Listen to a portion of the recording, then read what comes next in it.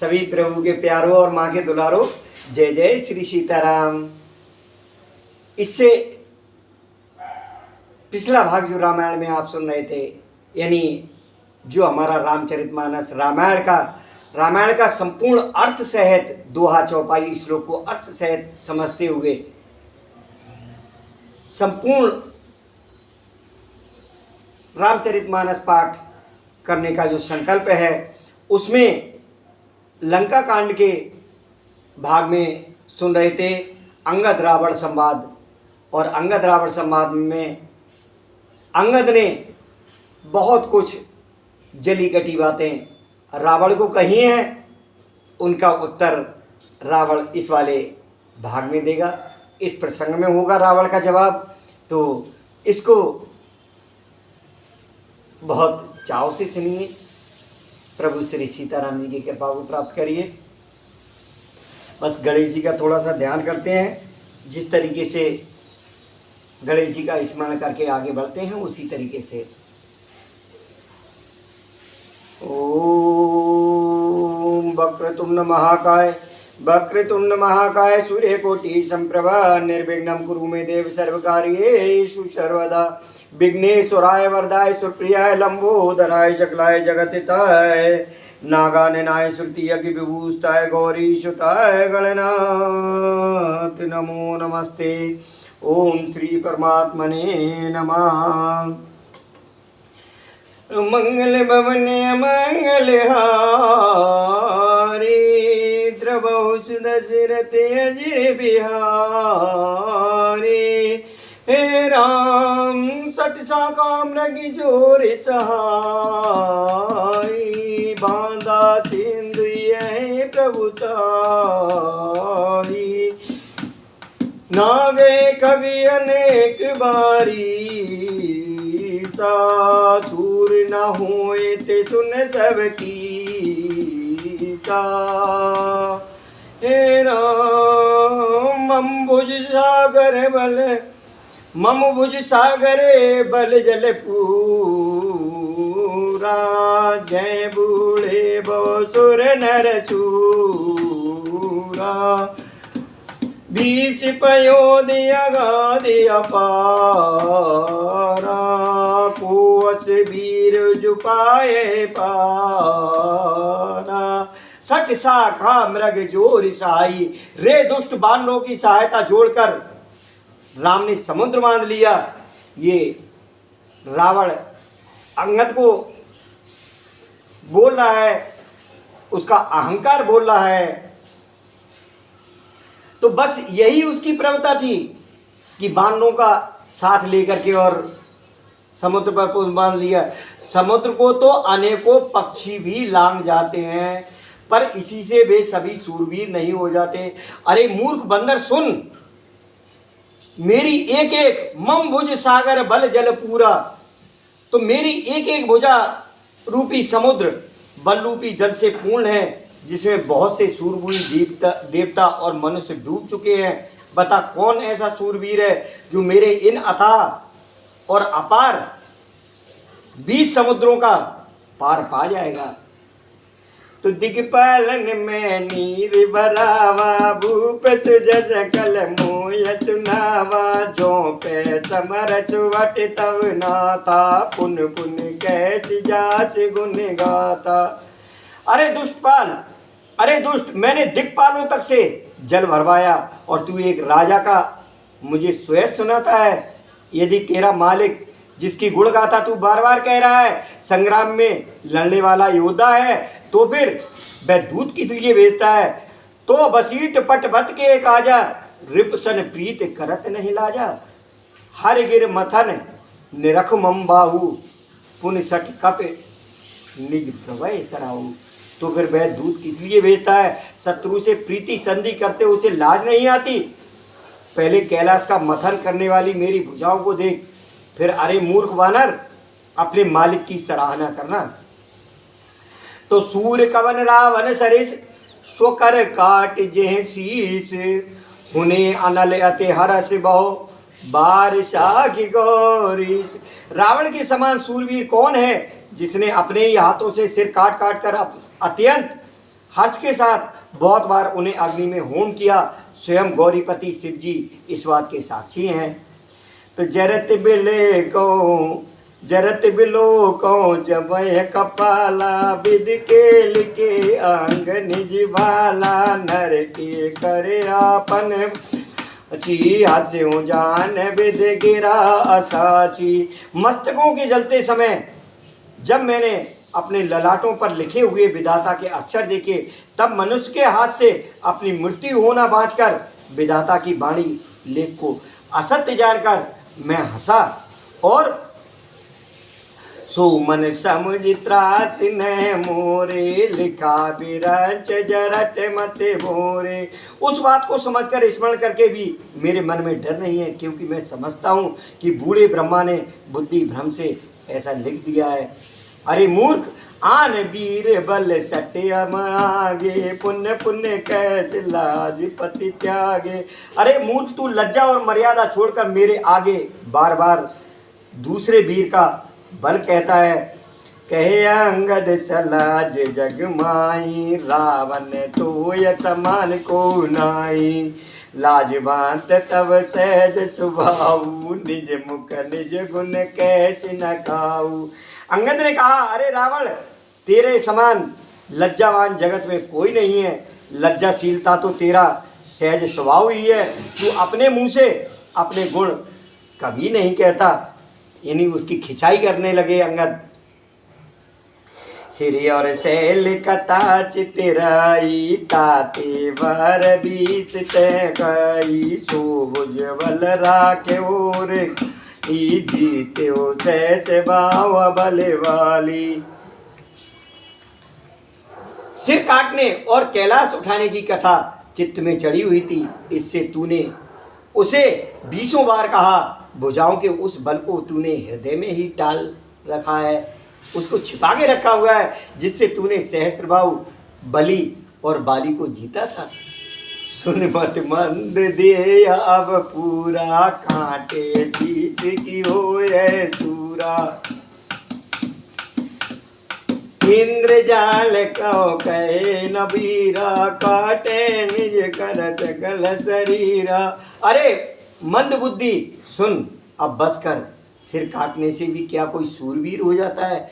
इंद्रजाल रचने वाले को वीर नहीं कहा जाता, यद्यपि वह अपने ही हाथों अपना शरीर काट डालता है। तो जरहे पतंग मोह बस भार बहें खर ब्रंद ते नह सूर कहा वह समुझ देख मत मंद। अरे मंद बुद्धि, समझ कर देख, पतंगे मोहबस आग में जल मरते हैं। गधों के झुंड बोझ लाद कर चलते हैं, पर इस कारण वे सूरवीर नहीं कहलाते। तो अब जने बत बढ़ाव खल करही सुन मम बचन मान पर हरही। अरे दुष्ट, अब बत बढ़ाओ मत कर, मेरा वचन सुन और अभिमान त्याग दे। हे दसमुख, मैं दूध की तरह संधि करने नहीं आया हूँ। दसमुख में न बसीठी आयो अस विचार रघुवीर पटायो। श्री रघुवीर ने ऐसा विचार कर मुझे भेजा है क्या कि बार बार अस कहे कृपाला नए गजार जसु बंदे श्रीका। मन मोह समझ बचन प्रभु केरे सयो कठोर बचन सट तेरे।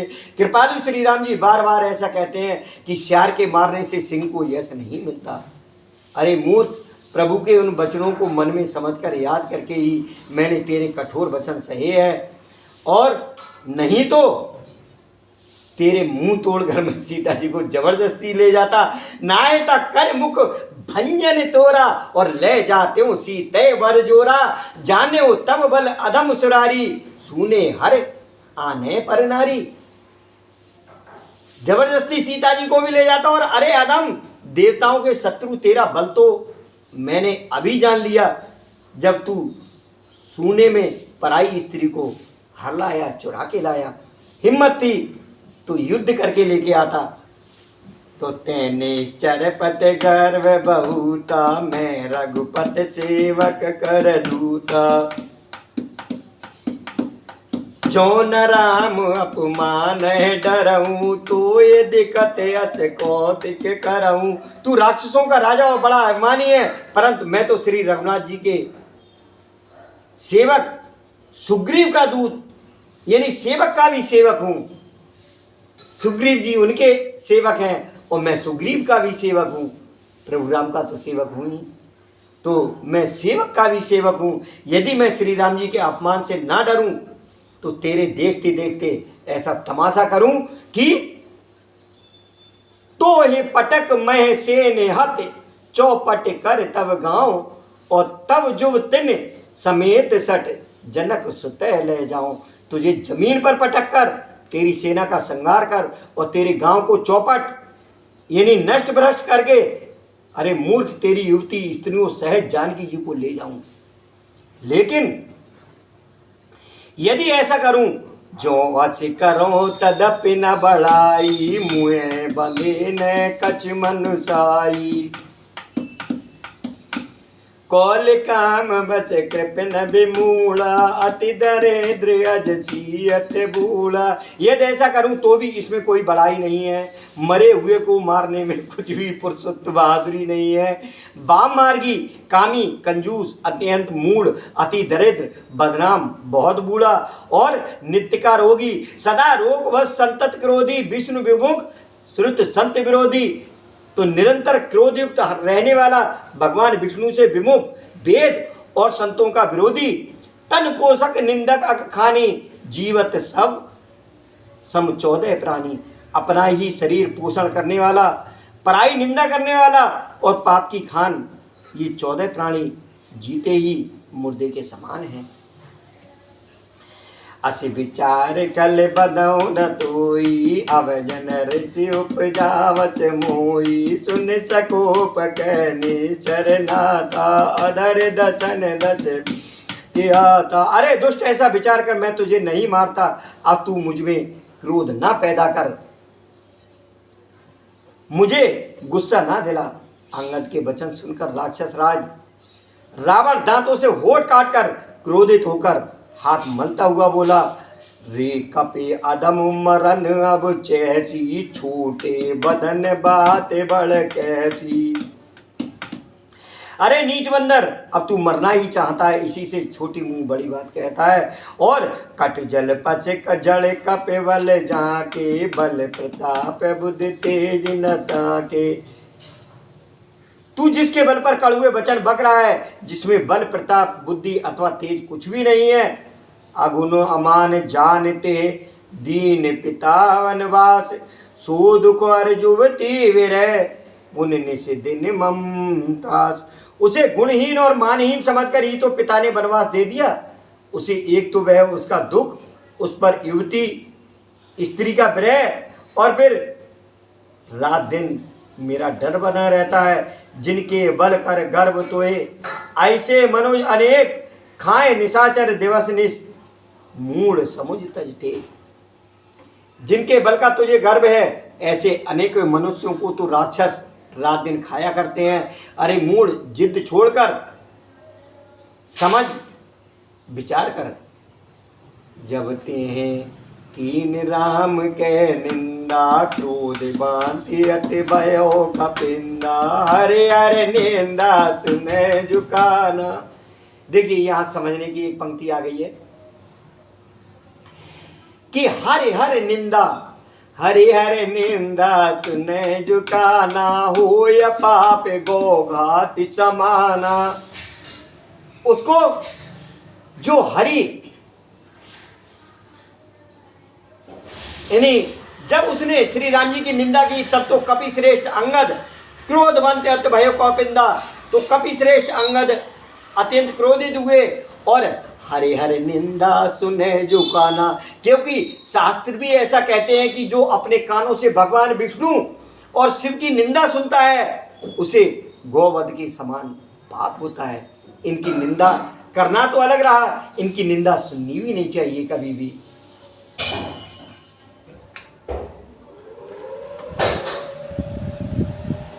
कट कटान कप कुंजर भारी, दो भुज दंड तमक में, मारी ढोलत धरन सवासद, खासे चले बाज भय मारुत ग्रह से। बानर श्रेष्ठ अंगद बहुत जोर से कटकटाए और उन्होंने तमक कर जोर से अपने दोनों भुजदंडों को पृथ्वी पर दे मारा, अपने दोनों भुजदंडों को, और पृथ्वी हिलने लगी, जिससे बैठे हुए सभासद गिर पड़े और भय रूपी पवन से ग्रस्त होकर भाग चले। जैसे भूत का डर होता है ना, इस तरीके से उनको डर लगा कि आखिर अचानक ऐसा क्या हुआ, हम कैसे नीचे गिर गए। उन्होंने अपने दोनों हाथों को धरती पर दे मारा। तो गिरत समार उठा दस्कंदर, भूतल परे मुकुट अति सुंदर, कछ ते लैग निज सिरन समारे, कछु अंगद प्रभु पास पवारे। तो रावण गिरते गिरते संभल कर उठा, उसके अत्यंत सुंदर मुकुट पृथ्वी पर गिर पड़े। कुछ तो उसने उठाकर अपने सिरों पर सुधार कर रख लिया और कुछ अंगद ने उठाकर प्रभु श्री रामचंद्र जी के पास फेंक दिए। जैसे ही उसके मुकुट नीचे गिरे तो जो अंगद के पास गिरे आकर के, वो अंगद ने उठा करके रामाधन में फेंक दिया। आवत मुकुट देख कपि भागे, दिन ही लूक परन विधि लागे, की रावण कर कोप चलाए, पुलिस चार आवत अति धाये। मुक्तों को आते देखकर बानर भागे, सोचने लगे विधाता क्या दिन में ही उल्कापात होने लगा, तारे टूट कर गिरने लगे, अथवा क्या रावण ने क्रोध करके चार वज्र चलाए हैं जो बड़े धाई के साथ वेग से आ रहे हैं। तो कह प्रभु हंस जन हृदय डराऊ, लूक नासन केत न राऊ। प्रभु ने उनसे हंसकर कहा, मन में डरो नहीं, ये ना उल्का है, ना वज्र है, ना केतु या राहु ही है। अरे भाई, एक रीट दस्कंदर केरे, आवत बाल तने के फेरे। अरे भाई, ये तो रावण के मुकुट हैं जो बाली पुत्र अंगद के फेंके हुए आ रहे हैं। तरक पवन सुत कर गए, आन धरे प्रभु पास, कौतुक देखे भाल कप, दिन कर सरिस प्रकाश। देखिए, जो ज्ञान का होना है, और आज कितनी भी विज्ञान है, कितनी भी साइंस है, हमें ये सब पता लगेगा अगर आज के युग में राम जी भी होंगे तो वो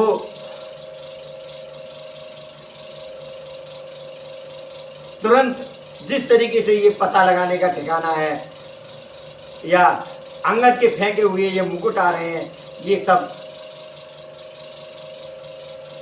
प्रभु श्री राम तो प्रभु श्री राम थे, लेकिन जो अनेक तपस्वी हुआ करते थे उनको भी सब ये आभास हो जाया करते थे। और आज के समय में वो सब आभास आपके, जब तक कोई आपको व्हाट्सएप पर नहीं भेजेगा, तब तक चाहे वो तपस्वी हो, कोई भी हो, उनको ये सब आभास नहीं हो सकते। तो ये जो विज्ञान है, जो साइंस है, उदाहरण के तौर पर जैसे अंगद ने उन मुकुट को फेंका और वो किस तरीके से उनकी शक्ति द्वारा, उनकी एक, ये लोग तपस्वी भी थे, इन्होंने तपस्याएं की थी, उन तपस्या के प्रभाव से इनको जो शक्तियां मिली हुई थी, उस शक्ति के द्वारा इस तरह से ये मुकुट आए हैं। तो जो पहले हमारा विज्ञान था, साइंस था, आज की साइंस से भी बहुत आगे बढ़ के था, जिसका हमारी समझ से परे है। तो पवन पुत्र श्री हनुमान जी ने उछलकर उनको हाथ से पकड़ लिया, जो मुकुट अंगद ने फेंके थे, और लाकर प्रभु के पास रख दिया। रीछ और बानर तमाशा देखने लगे, उनका प्रकाश सूर्य के समान था। वहां सकोप दशानन सब सन कहते रिसाए, धरो कपय धर मारहो, सुन अंगद मुस्काए। वहां सभा में क्रोधयुक्त रावण सबसे क्रोधित होकर कहने लगा कि बंदर को पकड़ लो और पकड़कर मार डालो। अंगद ये सुनकर मुस्कुराने लगे।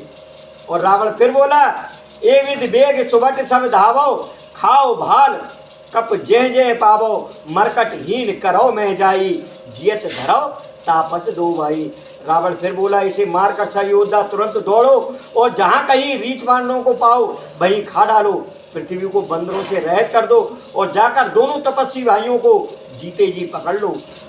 पुन सकोप बोले युवराजा, गाल बजावत तो ही न लाजा, मर वर काट नीलज कुल घाती, बल बिलोक बेहरत ने छाती। रावण के ये कोप भरे वचन सुनकर तब युवराज अंगद क्रोधित होकर बोले, तुझे गाल बजाते लाज नहीं आती? अरे निर्लज, अरे कुलनाशक, गला काट कर आत्महत्या करके मर जा। मेरा बल देखकर भी क्या तेरी छाती नहीं फटती? रे प्रिय चोर कुमार गिगामी, कलमल सासिमान मत कामी।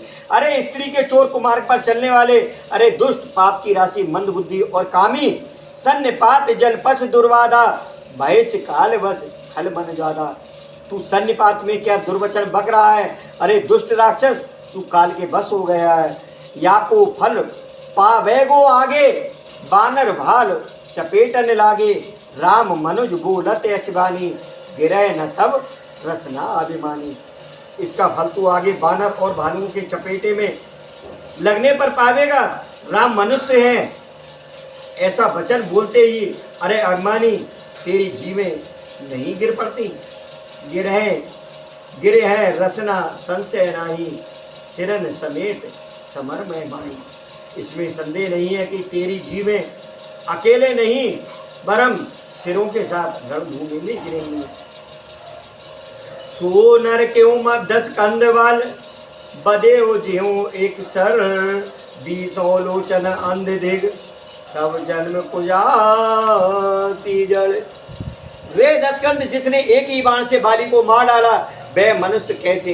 अरे कुजाती, अरे जड़, 20 आंखें होने पर भी तू अंधा है।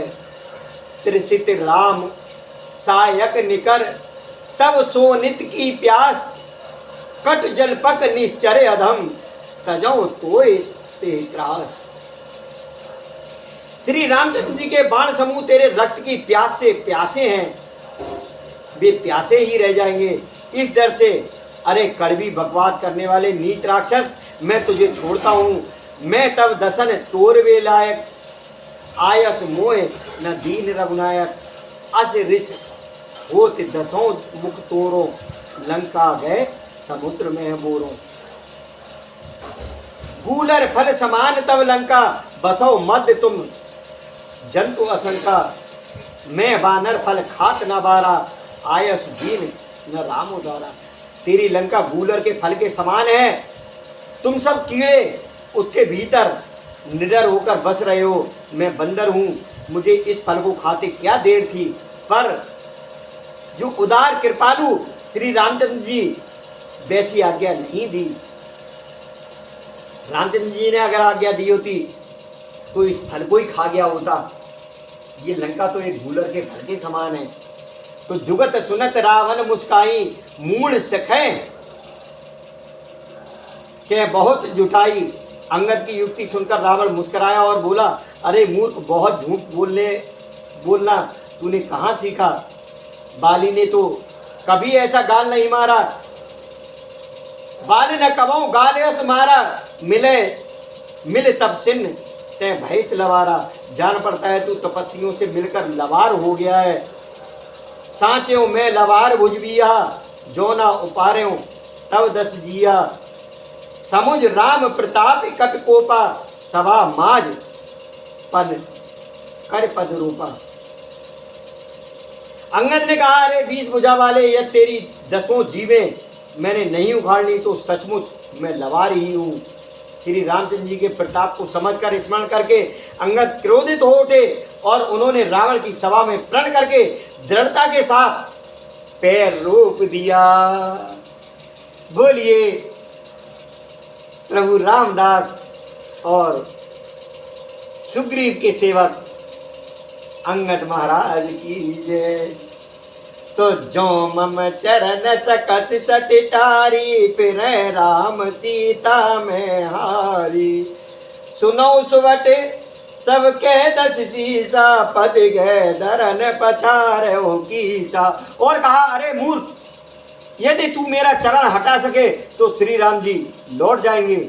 मैं सीता जी को हार गया। रावण ने कहा, हे वीरो सुनो, पैर पकड़कर बंदर को पृथ्वी पर पछाड़ दो। तो इंद्रजीत याद के बलवाना, हरस उठे जयते बटनाना। जपटे करवल विपुल उपाई, पद न ठरे बैठे सिर नाई। पुण्य उठ झपटे सूर्याराती, टरे न कीस चरण ये वाती। पुरुष कुजोगी जिमूर गारी, मुँह बिटपने सके उपारी। तो इंद्र जी जैसे मेघनाथ जैसे अनेकों बलवान जहां तहां से हर्षित होकर उठे। और काकभूषण जी यहाँ कहते हैं कि वे देवताओं के शत्रु राक्षस फिर उठकर झपटते हैं, परंतु हे सर्पों के शत्रु गरुड़ जी, अंगद का चरण उनसे वैसे नहीं टलता जैसे कुयोगी यानी जो विषयी पुरुष है मोह रूपी वृक्ष को नहीं उखाड़ सकते। तो कोटिन मेघनाद सम सुवट उठे हर्षाय, झपटे टरे ना कप चरण, पुन बैठे सिरे नाय। करोड़ों वीर योद्धा जो बल में मेघनाद के समान थे हर्षित होकर उठे। वे बार बार झपटते हैं पर बानर का चरण नहीं उठता। तब लज्जा के मारे सिर नवाकर बैठ जाते हैं।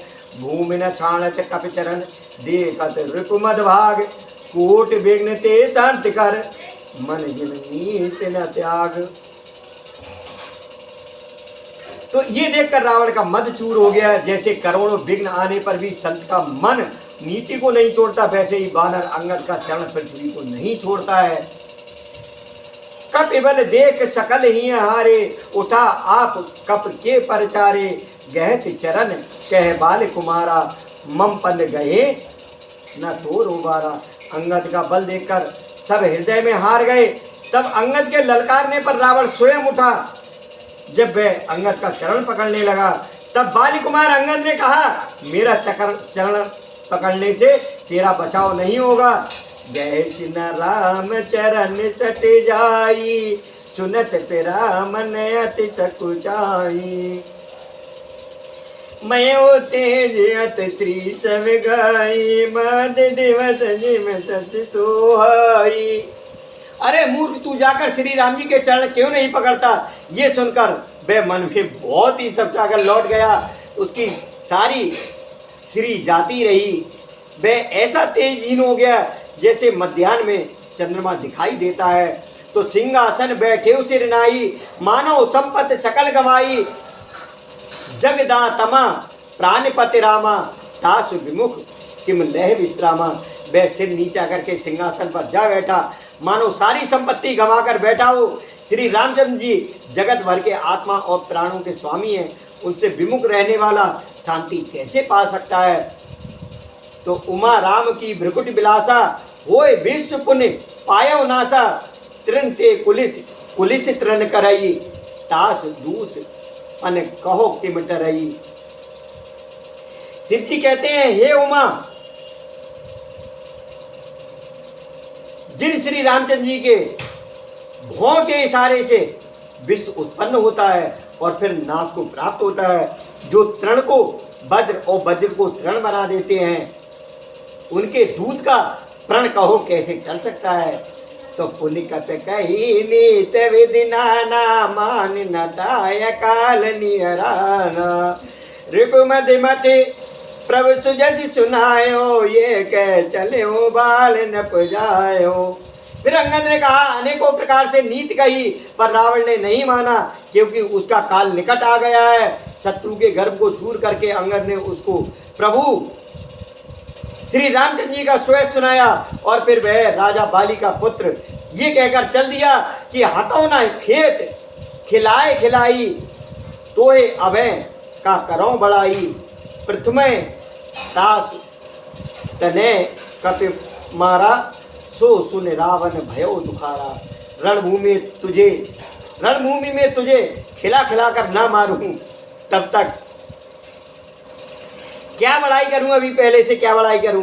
तो अंगद ने पहले ही सभा में आने से पूर्व ही उसके पुत्र को मार डाला था। वह संवाद सुनकर रावण दुखी हो गया।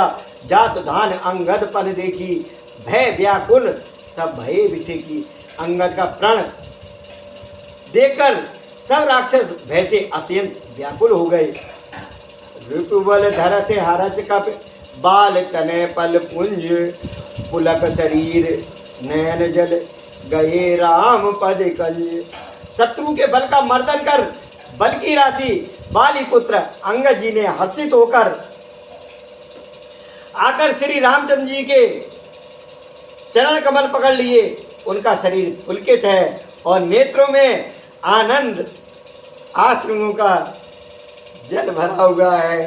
बोलिए सियापत रामचंद्र भगवान की जय, पवन सुत हनुमान की जय, उमापति महादेव की जय। जय जय श्री राधे श्याम। इस तरह से रावण का अहंकार चूर हो गया और अंगद ने प्रभु श्री राम जी की कृपा से लंका में जय जयकार कर दी। अब आगे का जो प्रसंग है वो अगले भाग में, अगला भाग होगा 128वां भाग। ये 127वें भाग में आपने सुना है, यानी इससे पहले 126 बार रामायण का इस तरह विश्राम कर चुके हैं। ये 127वां भाग है। यह भाग सुनने के बाद अगर आपको अच्छा लगे, सुनने में थोड़ा सा अच्छा लगा हो, तो भाग 1 से सिर्फ इसलिए सुनना कि रामायण सुरतर की छाया दुख वह दूर निकट जो आया। निश्चित रूप से दुख दूर होते हैं जो रामायण की निकटता आती है, और रामायण की निकटता आने का मतलब यही है कि उसको हम पूरी तरह समझ लें। देखिए, जब अखंड रामायण होती है, रामायण चौपाई दोहा श्लोक सब 24 घंटे और 26 घंटे में पढ़ के समाप्त हो जाते हैं, लेकिन हमें कितना प्रतिशत ज्ञान होता है, उसका ज्ञान होना बहुत जरूरी है। जब ज्ञान होता है तभी उसकी निकटता आती है। तो आप ये स्वयं अनुमान लगाइए कि उस रामायण को पढ़ते पढ़ते कितना प्रतिशत आप उसके दोहा चौपाई श्लोक को समझ पाते हैं। अगर नहीं समझ पाते हैं तो इस तुच्छ सेवक को, इस तुच्छ इंसान को ये मत सोचिए कि ये छोटा इंसान क्या कह रहा है। बस इस चीज को समझिए कि इसमें सत्यता है, और उस झूठे अहंकार को त्याग करके निश्चित रूप से प्रभु भला करेंगे, ऐसा जानकर आप रामायण की पूर्ण निकटता ले आइए और पहले भाग से ही इस रामायण रामचरितमानस को सुनिए। निश्चित रूप से कल्याण होगा। जय जय श्री राधे, जय जय श्री सीताराम, जय श्री सीताराम।